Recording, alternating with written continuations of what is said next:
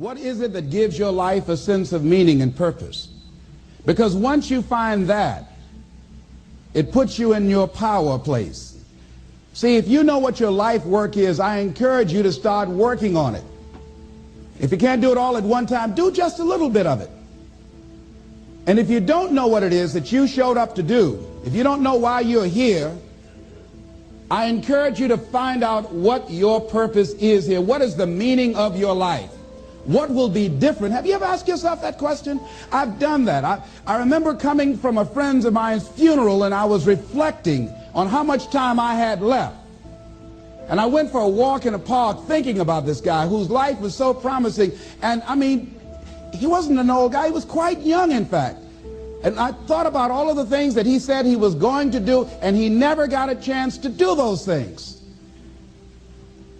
And I started thinking about my own life and how much time I had left to do the things that I would like to do.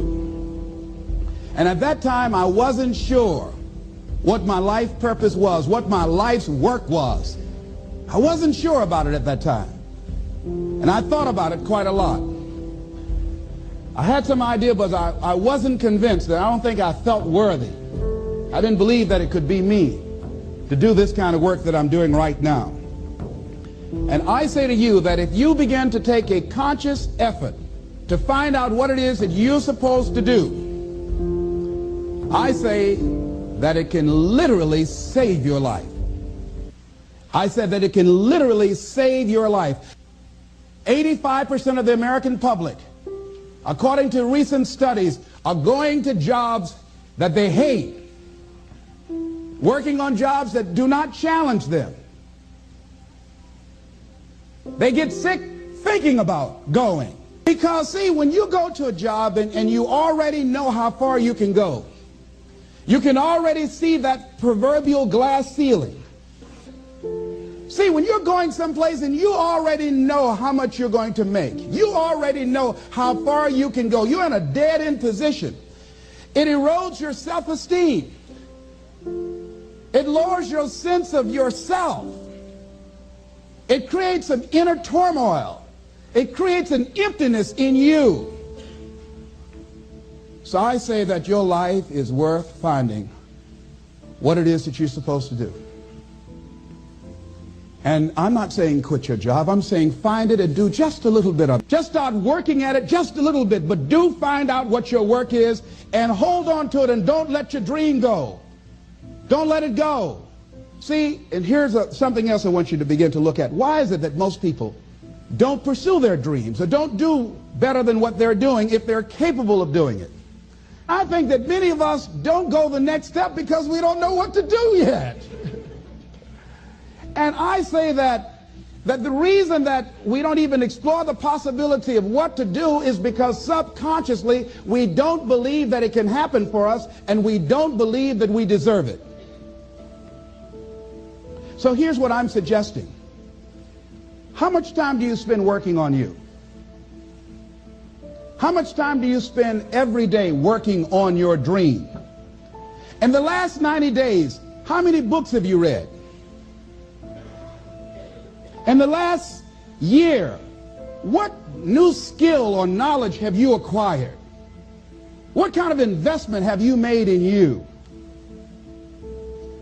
So I'm saying that as you begin to look at where you want to go, if you want to make it today, and things are changing so fast you have to literally run to stand still, I'm saying that you've got to make some conscious effort to begin to work to develop you.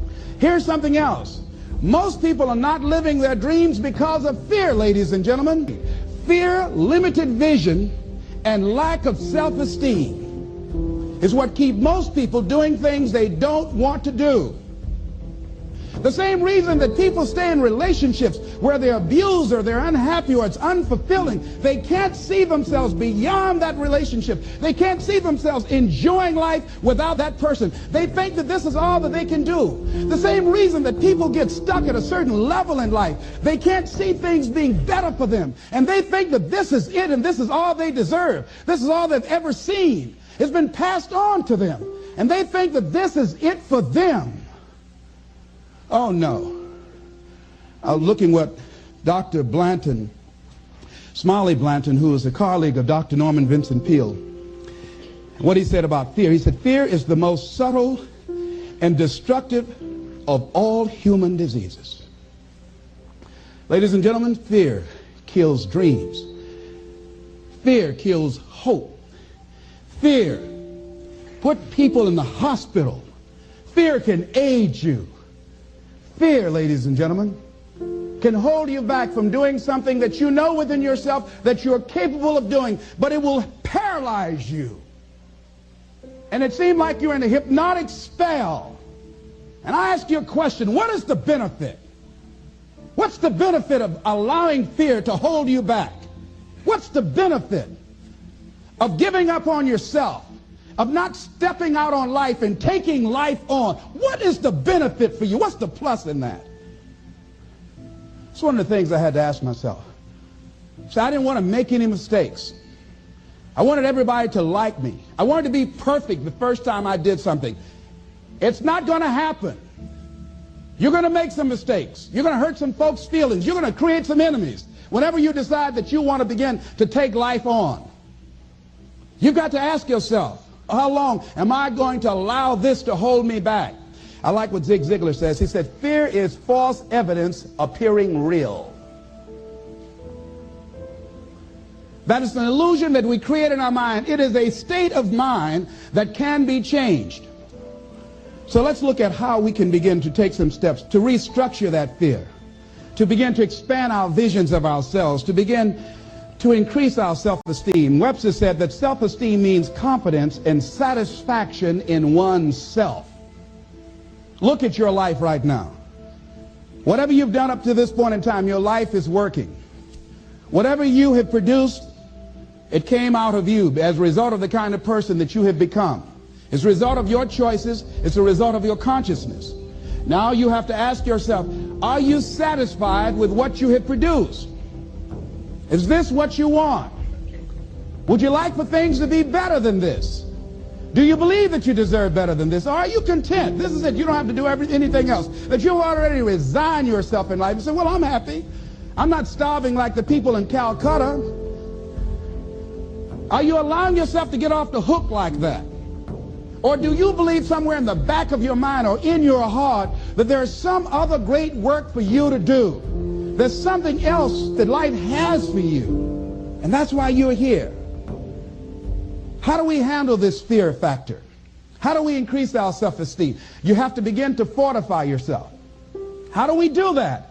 I believe that you have to begin to consciously monitor your inner conversation and start talking to yourself. Start building yourself up. Sometimes the only good things you will hear about you are the things that you say to you. So I'm saying learn to be your own booster. Start building yourself up. Start encouraging yourself. Start saying, I can do this. I can make this happen. When I started thinking about becoming a speaker, I said, yes, I can do this. I can make this happen. When I start trying to convince myself I can be a businessman after flopping and failing and losing thousands of dollars and feeling stupid and dumb and having people take advantage of me because of what I didn't know, I had to talk to myself because people were saying to me that I was dumb. And somewhere in the back of my mind, I was saying, you're right. Look at what I've done. I had to say, no, Les. Hey, come on, man. Get yourself together. You can handle this. You just haven't figured it out yet. It's all right. This is your training period. This is the tuition you have to pay for what you don't know.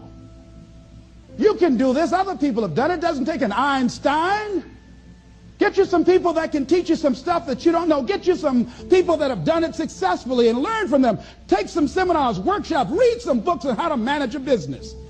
Change the way you see yourself and begin to tend to the personal details. Understand that nobody's going to take care of your business better than you. And when I start changing that kind of mindset of beating myself up because of my mistakes and start looking at the possibility of my doing better, of my making the adjustment that would enable me to do what I want to do successfully, things begin to change. And I say, stop beating up on yourself. You do it. I know you do it. I've done it. It's a natural inclination for us to put ourselves down. See, we are born negative, I think, in a negative consciousness because we live in a negative world. Here's some other things, ladies and gentlemen. Begin to guard your mind against negative programming, like turn off the television. Don't watch the news. So you've got to guard the kinds of things that you put in your mind. See, if you don't program your mind will be programmed, because human beings are goal-oriented.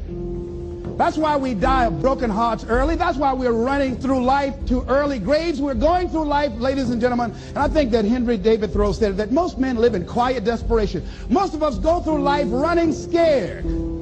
So we created this in our minds, false evidence appearing real. We made it real in our minds.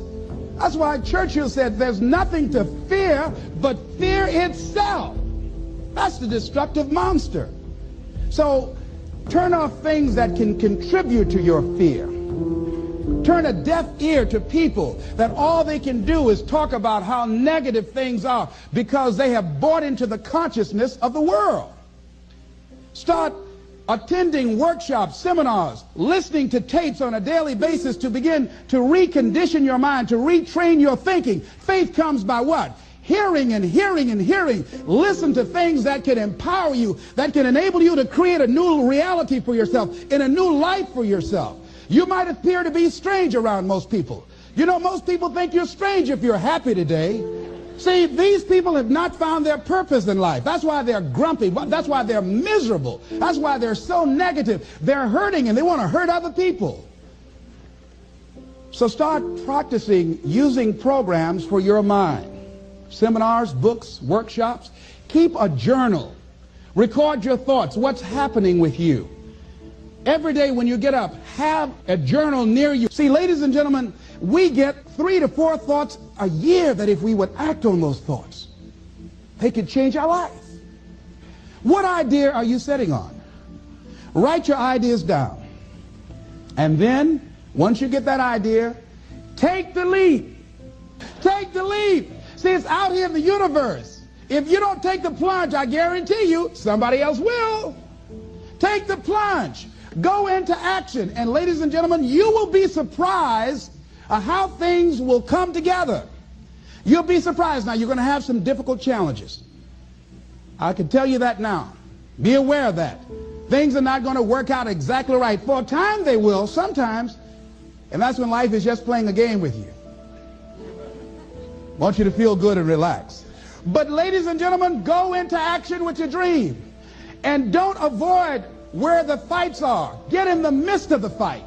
Get knocked down so you can learn how to fight, so you can hold your position. See, most people don't get out in the arena of life because they don't want to fight. Most people don't get out there because they don't want to get knocked down. They don't want to be dropped to their knees. But see, you're going to be dropped whether you're on the field or whether or not you're sitting on the sidelines. You're going to be dropped. So at least get dropped for something. See, that's how most people are spectators in life. You don't want to be a spectator. You want to get out in the field where the action is. And you will be amazed. After the struggle, there will be a calm period and things will begin to click for you.